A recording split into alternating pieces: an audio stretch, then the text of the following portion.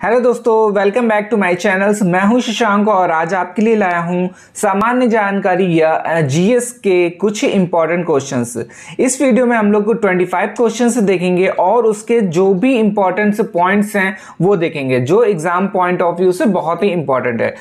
जैसे कि आप लोग को पता ही है कि एमटीएस एग्जाम चल रहे हैं और इसके बाद फिर एसएससी जीडी आएगा, तो दोनों एग्जाम के लिए ये बहुत ही इंपॉर्टेंट है जिससे हमेशा एग्जाम में क्वेश्चंस पूछे ही जाते हैं।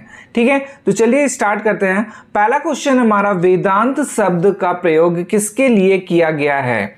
ठीक है, तो इसका आंसर हो जाएगा उपनिषदों के लिए। ठीक है, तो उपनिषदों की कुल संख्या 108 है। ये इंपॉर्टेंट पॉइंट्स हो जाएंगे, तो आप लोग को याद रखना है कि कितनी संख्या है इसकी, तो 108 हो जाएगा। ठीक है, फिर उपनिषद वैदिक साहित्य के अंतिम भाग तथा सारभूत सिद्धांतों के प्रतिपादक हैं। ठीक है, और वेदांत शब्द का प्रयोग उपनिषदों के लिए किया गया है। ठीक है, उपनिषद दर्शन से संबंधित पुस्तकें हैं।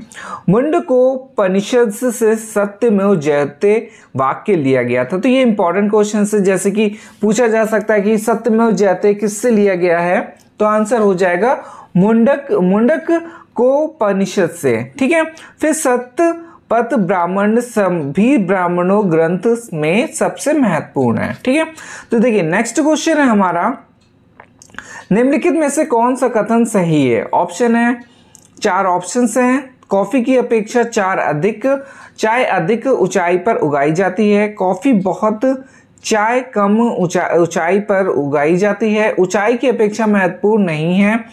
कॉफी के लिए छाया का फैक्टर ऑफ शेड महत्वपूर्ण है। सभी कथन असत्य है। तो इसका आंसर जो हो जाएगा वो 3rd ऑप्शन है।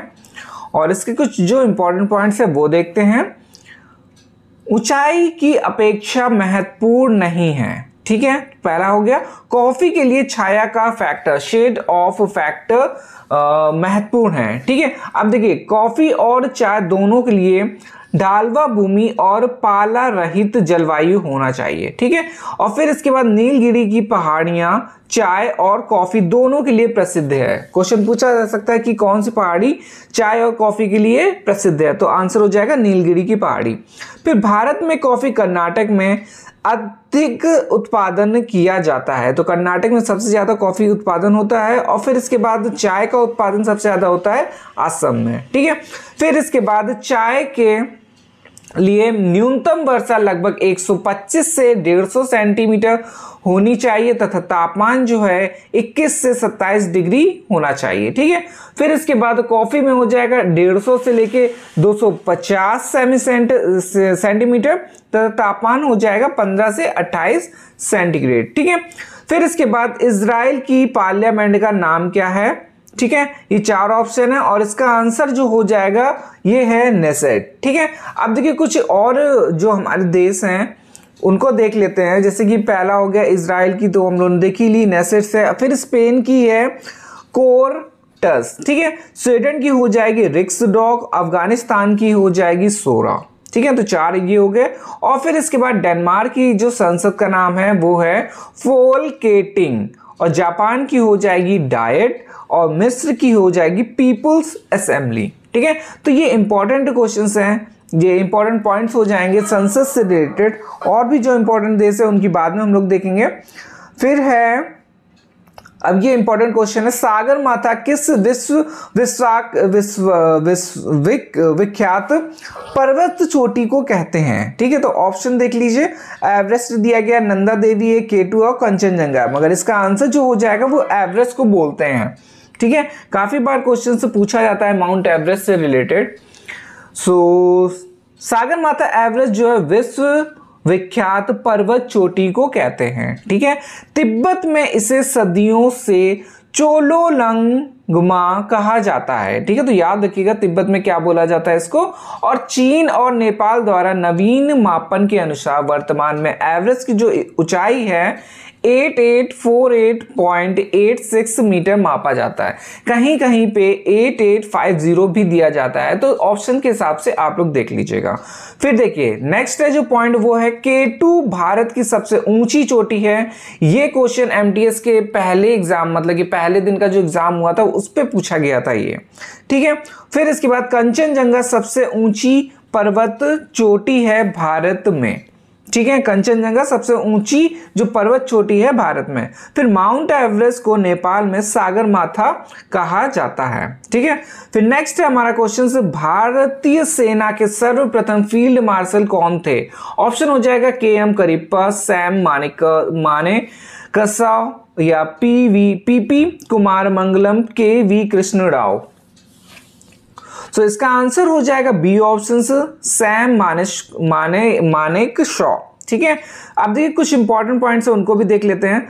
भारतीय सेना के सर्वप्रथम फील्ड मार्शल सैम मानेकशॉ थे, ठीक है। अब देखिए 1971 के भारत पाकिस्तान युद्ध के नायक थे, ठीक है, ये नायक थे। और 16 दिसंबर 1971 को बांग्लादेश स्वतंत्र राष्ट्र के रूप में सामने आया, ठीक है। तो ये डेट्स याद रखिएगा, काफी बार पूछी जाती हैं ये।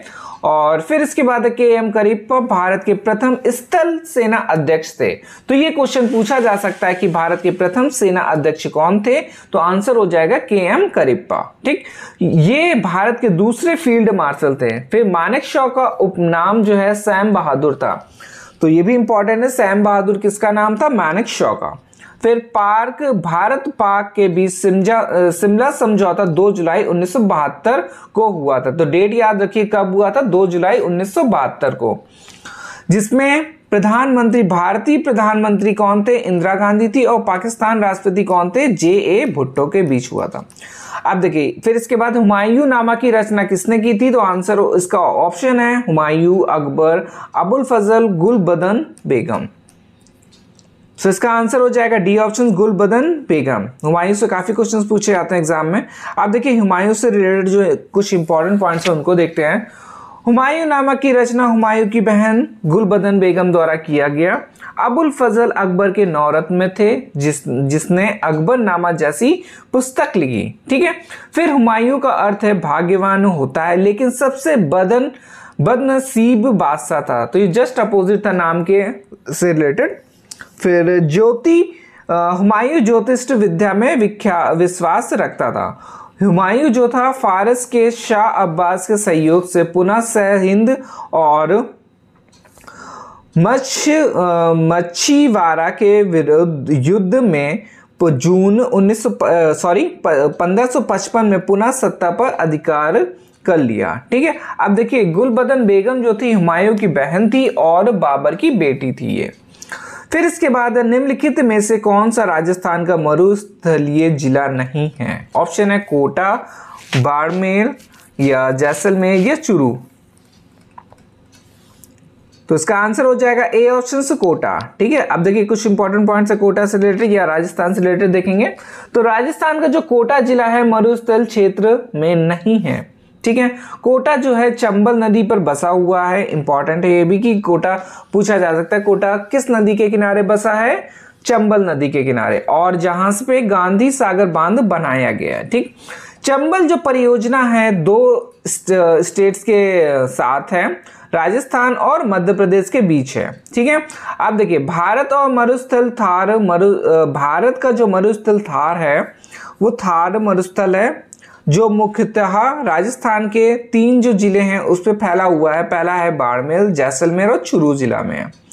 फिर थार जो मरुस्थल का अधिकतम विस्तार जो है जैसलमेर जिला में है, ठीक है। जैसलमेर ही पोखरण जो स्थल है जहां भारत का परमाणु परीक्षण किया गया था, ठीक है। और उस टाइम जो हमारे जो प्रधानमंत्री थे वो थे अटल बिहारी वाजपेयी, ठीक है। और फिर इसके बाद सहारा जो मरुस्थल है विश्व का सबसे बड़ा मरुस्थल है, जिसकी जो किलोमीटर है वो है 84 लाख किलोमीटर फैला हुआ है। फिर सहारा मरुस्थल कहाँ पे है? ये है अफ्रीका महादेश में, ठीक है। फिर इसके बाद है किस राज्य में गेहूं का प्रचुर मात्रा में उत्पादन होता है? ऑप्शन है हरियाणा, राजस्थान, उत्तर प्रदेश या पंजाब। तो इसका आंसर हो जाएगा सी ऑप्शन से उत्तर प्रदेश। अब देखिए उत्तर प्रदेश से रिलेटेड कुछ और देख लेते हैं। गेहूं का जो अधिकतम उत्पादन है उत्तर प्रदेश में होता है। पंजाब राज्य में गेहूं प्रति हेक्टेयर सबसे अधिक होता है, ठीक है। अधिक उत्पादन अगर हेक्टेयर से देखेंगे तो सबसे ज्यादा कहां होता है? पंजाब में। फिर देश के कुल गेहूं का लगभग 20% गेहूं उत्तर प्रदेश में उत्पादित होता है, ठीक है। और फिर इसके बाद चावल का अधिकतम उत्पादन पश्चिम बंगाल में होता है। भारत में गन्ना का अधिकतम उत्पादन जो है उत्तर प्रदेश में होता है। भारत में आलू का उत्पादन भी सबसे ज्यादा कहाँ होता है? उत्तर प्रदेश में होता है। आलू जो है भारत में पुर्तगालियों ने लाया था, पुर्तगालियों द्वारा ये लाया गया था। और रेशम का सबसे अधिक उत्पादन कहाँ होता है? ये होता है कर्नाटक में। फिर जो कहवा है का सबसे अधिक उत्पादन कर्नाटक में होता है। रबर के उत्पादन में केरल प्रथम स्थान पर है, ठीक है। और फिर इसके बाद कुछ और पॉइंट्स है वो देखते हैं। गेहूं के प्रमुख उत्पादन राज्य हैं, पहला है उत्तर प्रदेश, सेकंड है पंजाब, तीसरा है मध्य प्रदेश, ठीक है। अब देखिए चावल के देख लेते हैं तो पश्चिम बंगाल टॉप पे है, फिर इसके बाद है उत्तर प्रदेश, फिर इसके बाद है आंध्र प्रदेश, ठीक है। फिर है विश्व के कुल गेहूं उत्पादन में भारत का कौन सा स्थान है? तो आंसर हो जाएगा दूसरा स्थान, ठीक है। फिर कुल चावल उत्पादन में भारत का चीन के बाद दूसरा स्थान है, ठीक। फिर नेक्स्ट क्वेश्चन है नियत लागत इस नाम से जाना जाता है, तो किस नाम से जाना जाता है? तो इसका आंसर हो जाएगा डी ऑप्शन, ऊपरी लागत। फिर नेक्स्ट है हमारा क्वेश्चन, मिश्रित अर्थव्यवस्था उस आर्थिक प्रणाली का संदर्भ सूचक है जिसमें, आंसर हो जाएगा इसका सरकारी क्षेत्र तथा निजी क्षेत्र दोनों साथ साथ काम करें, ठीक है। फिर नेक्स्ट है हमारा क्वेश्चन, निम्नलिखित चुनाव चिन्हों में से कौन सा चुनाव आयोग द्वारा लोकसभा या विधानसभा चुनाव में एक से अधिक राजनीतिक दलों के लिए आरक्षित है? तो आंसर हो जाएगा सी ऑप्शन चक्र। बाकी देखिए सब में है, हाथ होता है कांग्रेस का, कमल है बीजेपी का और हाथी हो जाएगा बसपा का, ठीक है।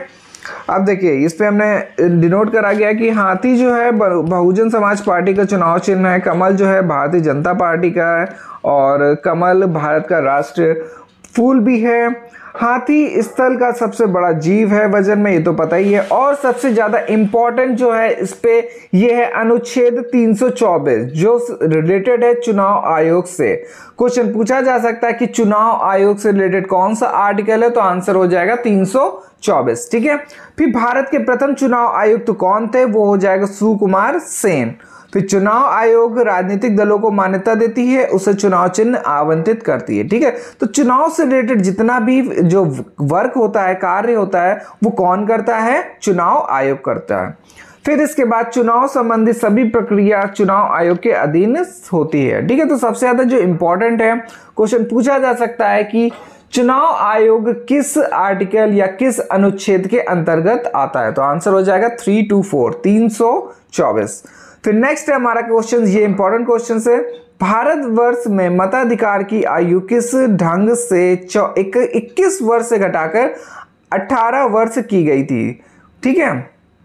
तो ऑप्शन है राष्ट्रपति के अध्यादेश द्वारा, संवैधानिक संशोधन द्वारा, कार्यपालक आदेश द्वारा या संसदीय विधान द्वारा। तो आंसर हो जाएगा इसका संवैधानिक संशोधन द्वारा। फिर नेक्स्ट देखिए इसके कुछ इंपॉर्टेंट पॉइंट्स है वो देख लेते हैं। ओह सॉरी,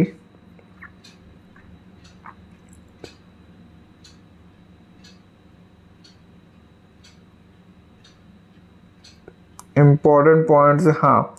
भारतवर्ष में मताधिकार की आयु जो है 21 वर्ष से घटाकर 18 वर्ष संविधान संशोधन द्वारा किया गया था, ठीक है।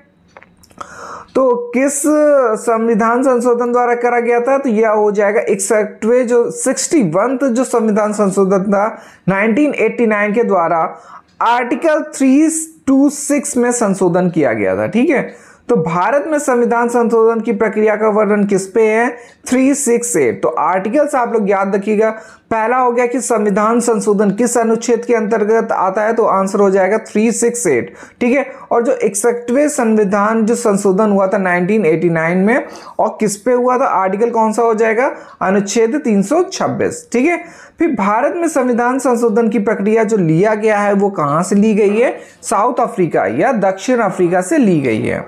फिर इसके बाद 42वें संविधान संशोधन 1976 को लघु संविधान कहा जाता है। तो इंपॉर्टेंट है ये भी, लघु संविधान किसे कहा जाता है? 42वें संविधान संशोधन से। किस लिए कहा जाता है? क्योंकि जो ये संशोधन है, इससे काफी चीजें या काफी टॉपिक्स ऐड करे गए हैं हमारे संविधान में। ठीक है, फिर इसके बाद है उत्कृष्ट धातु को घोलने के लिए निम्नलिखित में से एक का प्रयोग किया जाता है। ठीक है, तो इसका आंसर हो जाएगा डी, एक्वा रीजिया। ठीक है, अब एक्वा रीजिया से इंपॉर्टेंट कुछ पॉइंट्स है उसको देखते हैं। एक्वा रीजिया जो है उत्कृष्ट धातु को घोलने के लिए प्रयोग किया जाता है। नाइट्रिक अम्ल का सूत्र HNO3 है, इसे एक्वा फोर्टिस कहते हैं। सल्फ्यूरिक अम्ल का सूत्र H2SO4 है, इसे ऑयल ऑफ विट्रॉयल कहते हैं। और अम्ल राज या एक्वा रीजिया 3:1 के अनुपात में सांद्र हाइड्रोक्लोरिक अम्ल एवं सांद्र नाइट्रिक एसिड का ताजा मिश्रण होता है। ठीक है, यह सोना एवं प्लैटिनम जैसे धातु को गलाने में समर्थ होता है। ठीक है, मतलब ये गला सकता है सोना और प्लैटिनम को। फिर इसके बाद क्वेश्चन है तार सड़क कब आसानी से टूट जाता है? तो इसका आंसर हो जाएगा बारिश के मौसम में। और फिर नेक्स्ट है हमारा क्वेश्चन, एक निर्वात मार्जक भाप के अंतर नियम के अनुसार कार्य करता है, चंद्र में वह कैसे कार्य करेगा? ठीक है, चंद्रमा में कैसा कार्य करेगा? तो ऑप्शन इसका आंसर जो हो जाएगा ऑप्शन बी, कार्य नहीं करेगा। फिर इसके बाद जो हमारा क्वेश्चन है, निम्नलिखित में से कौन से कण हैं जो परमाणु केंद्र के चारों ओर घूमते हैं और ऋणात्मक रूप से आवेशित होते हैं? ठीक है, तो इसका आंसर जो हो जाएगा वो ए हो जाएगा। ए में है इलेक्ट्रॉन। ठीक है, नेक्स्ट है मानव का सामान्य रक्तदाब कितना होता है? तो इसका आंसर हो जाएगा 80-120 मिलीमीटर पारा। ठीक है, तो mmHg होता है। और कुछ इंपॉर्टेंट पॉइंट्स है उनको देख लेते हैं। मानव का सामान्य रक्तदाब 120/80 mmHg होता है। ठीक है, तो ये ऑप्शन इधर उधर है, आप लोग देख लीजिएगा। ऑप्शन नीचे वाला सही लिखा हुआ है 120/80 mmHg। और इसके जो कुछ इंपॉर्टेंट पॉइंट्स है उसको देखें, जैसे कि स्फिगोमोनोमीटर्स से रक्तदाब मापा जाता है। और थायरॉक्सिन एवं एड्रेनालिन स्वतंत्र रूप से हृदय की धड़कन को नियंत्रित करते हैं। और फिर इसके बाद है नियंत्रित करते हैं। और रुधिर में उपस्थित CO2 रुधिर के pH को कम करके हृदय गति को बढ़ाता है। और इसको एक बार पूरे आप लोग देख लीजिएगा। ये कुछ इंपॉर्टेंट पॉइंट्स हैं, या स्क्रीनशॉट ले लीजिएगा, एक बार रिवाइज कर लीजिएगा इसको। ठीक है, और फिर नेक्स्ट हम लोग क्वेश्चन की तरफ देखते हैं। कोई डेयरी किसान किस तरह से अपने पशुओं का चारा उपभोग कम करके अपने दुग्ध उत्पादन को भी बढ़ा सकता है? ठीक है, तो इसका आंसर जो है सी ऑप्शन है, पशुओं को मैदानों में ले जाकर चराने से। ठीक है, तो कुछ इंपॉर्टेंट पॉइंट्स है उसको देखेंगे। कोई डेयरी किसान पशुओं को किस मैदानों में ले जाकर चराने से अपना खर्च कम कर अपने दुग्ध उत्पादन को बढ़ा सकता है। ठीक है, तो जो जैसे कि गाँव में काफ़ी होते हैं कि लोग लेके जाते हैं और उसको छोड़ देते हैं, फिर वो अपनी गाय खाती रहती है उनको, और फिर शाम तक ही वो लोग ले आते हैं। ठीक है, तो वैसे ही है कि अगर ये सब करेंगे तो इससे क्या होगा, हमारा खर्च कम होगा, वो जो खाना होगा वो बाहर से इन लोगों को मिल जाएगा, और दूध क्या होगा, अच्छा, मतलब कि अच्छा मिलेगा, दूध भी अच्छा खासा हो जाएगा। फिर वही सब दिया गया। फिर डेयरी के उत्पादन में अभियान को ऑपरेशन फ्लड क्रांति नाम से जाना जाता है। तो ऑपरेशन फ्लड जो है वो डेयरी उत्पादन से रिलेटेड है। और GB कुरियंस भारत में दुग्ध क्रांति के जनक हैं। तो ये नेम याद रखिएगा, GB कुरियंस भारत में दुग्ध क्रांति के जनक हैं। फिर इसके बाद है भारत विश्व में सबसे अधिक दुग्ध उत्पादन करने वाला देश है। ठीक है, अब फिर इसके बाद एक कंप्यूटर से क्वेश्चन है कि LAN का फुल फॉर्म क्या है? तो आंसर हो जाएगा लोकल एरिया नेटवर्क। ठीक है, अब देखिए कुछ फुल फॉर्म्स है उनको देख लेते हैं। MAN का हो गया। MAN का देखेंगे मेट्रोपॉलिटन एरिया नेटवर्क। WAN का हो जाएगा वाइड एरिया नेटवर्क। और NICNET का फुल फॉर्म हो जाएगा नेशनल इंफॉर्मेशन सेंटर नेटवर्क। अब देखिए NET लिखा हुआ तो उसका फुल फॉर्म हमेशा देखिए कि ज़्यादातर में नेटवर्क ही होता है, तो NIC का याद रखिएगा नेशनल इंफॉर्मेशन सेंटर, ठीक है। और फिर VD और U विजुअल्स डिस्प्ले यूनिट। और नेक्स्ट है VLSI, इसका हो जाएगा वेरी लार्ज स्केल इंटीग्रेशन, ठीक है। फिर नेक्स्ट है एक कॉम्पैक्ट डिस्क में किस तकनीक का इस्तेमाल किया जाता है, तो इसका आंसर हो जाएगा बी ऑप्शन से लेजर टेक्निक का, ठीक है। अब फिर नेक्स्ट है हमारा कारगिल दिवस कब मनाया जाता है, ऑप्शन दिए गए हैं 25 जुलाई, 26 जुलाई या 8 अगस्त या 15 मई। तो इसका आंसर हो जाएगा बी ऑप्शन से 26 जुलाई को। कुछ पॉइंट्स हैं उसको देखते हैं। कारगिल दिवस जो है 26 जुलाई को मनाया जाता है। कारगिल जो युद्ध हुआ था 1999 ईस्वी में भारत और पाकिस्तान के अघोषित युद्ध हुआ। पाकिस्तान सेना और आतंकवाद कारगिल क्षेत्र में छल से कब्जा कर लिया था, ठीक है। और जो भारतीय सेना ने मई जुलाई 1999 में उन्हें मार गिराया। बांग्लादेश के विषय को लेकर 3 दिसंबर से 16 दिसंबर तक भारत पाकिस्तान के बीच युद्ध हुआ, ठीक है। और 1947 से लेकर 48 और 1965 ईस्वी में भी भारत पाकिस्तान के बीच युद्ध हुआ। फिर नेक्स्ट है हमारा क्वेश्चन, भारत पर प्रथम आक्रमण किस देश के द्वारा किया गया था, तो आंसर हो जाएगा इसका ईरान के द्वारा, ठीक है। अब कुछ पॉइंट्स उसको देख लेते हैं। पहला है कि भारत पर आक्रमण ईरान ने किया था। भारत पर सर्वप्रथम साइरस फायरस के शासक में आक्रमण किया गया। भारत पर प्रथम सफल आक्रमण जो फारस के ही डेरियस प्रथम ने किया, जो कि कितना था 520 से 22 BC में सिंध को जीत लिया था, ठीक है। फिर भारत प्रथम मुस्लिम आक्रमण जो किया था वो अरबों काल में हुआ था, ठीक है। फिर किसान सूर्योदय योजना का शुभारंभ किस राज्य में किया गया था, ऑप्शन है गुजरात, पंजाब, हरियाणा या बिहार। तो आंसर हो जाएगा